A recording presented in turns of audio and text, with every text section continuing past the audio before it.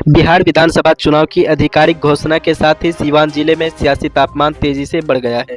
पहले चरण में शामिल 8 सीटों पर राजद, भाजपा, जदयू, माले, जनस्वराज व कांग्रेस के नेता सक्रिय हो चुके हैं। कार्यकर्ता जनसंपर्क अभियान चला रहे हैं, बूथ स्तर पर रणनीति बना रहे हैं। पिछले चुनाव के विजयी विधायक अपने विकास कार्यों का प्रचार कर रहे हैं, जबकि हारने वाले उम्मीदवार पुनः मैदान संभालने को तैयार हैं। गठबंधनों में सीट समायोजन पर चर्चा जोरों पर है। युवाओं व नए चेहरे की दावेदारी बढ़ रही है। कई पुराने नेता पटना में टिकट के लिए लॉबिंग कर रहे हैं। स्वतंत्रता व बागी उम्मीदवारों की संभावनाएं से सियासी गहमागहमी और बढ़ सकती है, जो जिले के विकास की राजनीतिक स्थिरता पर असर डालेगी।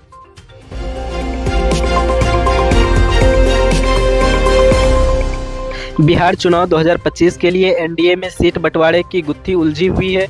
चिराग पासवान की लोजपा यानी रामविलास ने 25 से 30 सीटों की मांग की है, जबकि भाजपा ने 22 से 25 सीटें देने पर सहमति जताई है। चिराग ने पिता रामविलास पासवान की पुण्यतिथि पर बिहार फर्स्ट, बिहारी फर्स्ट का संकल्प दोहराया।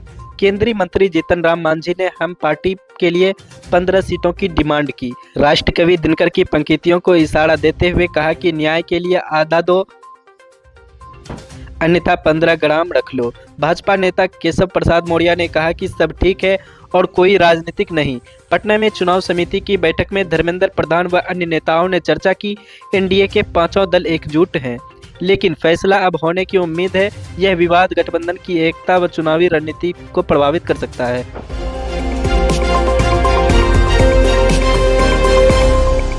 महागठबंधन के सीट बंटवारे को लेकर विवाद जारी है। वाम दलों ने आरजेडी के 19 सीटों पर प्रस्ताव को ठुकरा दिया है और लगभग 30 सीटों की लिस्ट सौंपी। सीपीआई नेता दीपांकर भट्टाचार्य ने कहा कि 2 दिनों में फैसला हो जाएगा। मुकेश सहनी की वीआईपी ने कहा 20 से अधिक सीटें व उप मुख्यमंत्री पद की मांग की, जबकि आरजेडी ने 12 सीटें ऑफर की। कांग्रेस ने 55 से 62 सीटों व एक दलित व मुस्लिम डिप्टी सीएम की मांग की। आरजेडी के 54 सीटों पे प्रस्ताव पर 10 और जोड़ी। तेजस्वी यादव ने कहा कि पहले सीट बंटवारा फिर सीएम फेस का ऐलान, जो वे ही होंगे। रमेश राम ने मुकेश सहनी की नाराजगी नकारते हुए एकता पर जोर दिया। ओवैसी ने आरजेडी पर 6 सीटों के लिए भी तैयार न होने का आरोप लगाया। यह असहमति संगठन महागठबंधन की ताकत को कमजोर कर सकती है।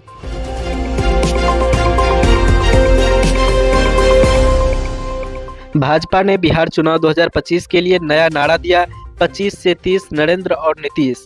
नेता संजय जायसवाल ने कहा कि 14 नवंबर को मतगणना के बाद एनडीए के पांचों दल यानी 3/4 बहुमत से सरकार बनाएंगे। केंद्रीय मंत्री गिरिराज सिंह ने नीतीश कुमार को एनडीए का सीएम फेस घोषित किया, जबकि महागठबंधन में नेतृत्व अस्पष्ट है। नित्यानंद राय ने कहा कि एनडीए हमेशा जनसेवा में लगा है। मंत्री अशोक चौधरी ने दावा किया कि एनडीए 2010 का रिकॉर्ड तोड़ेगा। जदयू नेता राजीव रंजन ने कहा कि एनडीए नंबर 1 है, नंबर 2 पर फासला बड़ा होगा। भाजपा पूर्व सांसदों जैसे शहनवाज हुसैन को टिकट देने की तैयारियां कर रही है। उप मुख्यमंत्री विजय सिन्हा ने लालू यादव के पुत्र मोह में धृतराष्ट्र बनाने का तंज कसा। यह नारा विकास को सुशासन पर जोर देकर मतदाताओं को आकर्षित करने का प्रयास है।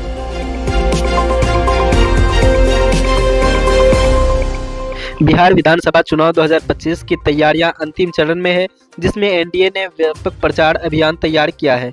प्रधानमंत्री नरेंद्र मोदी 10 जनसभाओं को संबोधित करेंगे, जो पहले चरण में कमजोर इलाकों पर केंद्रित होगी। इसमें विकास बनाम वंशवाद व सुशासन बनाम जंगल राज पर जोर होगा तथा हर 3 में से एक सभा में नीतीश कुमार मंच साझा करेंगे। गृह मंत्री अमित शाह व रक्षा मंत्री राजनाथ सिंह प्रत्येक 25 सभाएं करेंगे। शाह सीमांचल, मिथिलांचल व कोसी क्षेत्र में, जबकि राजनाथ सिंह पश्चिम बिहार में व मगध व केंद्र में योजनाओं जैसे उज्ज्वला, किसान सम्मान निधि पर फोकस करेंगे। नीतीश कुमार 10 अक्टूबर से प्रचार शुरू करेंगे। रोजाना 4 सभाएं व रोड शो आयोजित करेंगे। विकास व सुशासन पर बल देंगे। एनडीए ने कुल 8 या 10 हेलीकॉप्टर किराए पर लिए हैं। पहले चरण का मतदान 6 नवंबर को 18 जिले में होगा, जहां इनकी शुरुआती रैलियां तय है। बिहार चुनाव 2025 की घोषणा के बाद एनडीए में हम प्रमुख जीतन राम मांझी ने 22 सीटों की मांग की है, लेकिन भाजपा ने 7 सीटों का ऑफर दिया है। मांझी ने कहा कि 15 से कम सीटें मिले तो चुनाव नहीं लड़ेंगे, लेकिन गठबंधन में बने रहेंगे। चिराग पासवान की एलजेपी को 22 से 25 सीट मिलने से सहमति बनी है, लेकिन लोकसभा सीटों पर प्रदर्शन के आधार पर शर्तें अटकी हुई है। गिरिराज सिंह ने कहा कि जल्दी सीट फार्मूला घोषित होंगे। नीतीश कुमार ही नेतृत्व का चेहरा है। महागठबंधन में आरजेडी ने कांग्रेस को 54 सीट ऑफर किए हैं, लेकिन कांग्रेस 75 पर चर्चा कर रही है। मुकेश सहनी की वीआईपी को 12 सीटें प्रस्तावित है, जबकि वे 20 प्लस सीटें व डिप्टी सीएम पद मांग रहे हैं। एआईएमआईएम के मिथिलांचल की 4 सीटों पर उम्मीदवार उतारेगी। जन स्वराज के प्रशांत किशोर 9 अक्टूबर को 243 सीटों पर उम्मीदवार घोषित करेंगे। भाजपा की पटना बैठक में उम्मीदवारों की पहली सूची पर मुहर लग सकती है।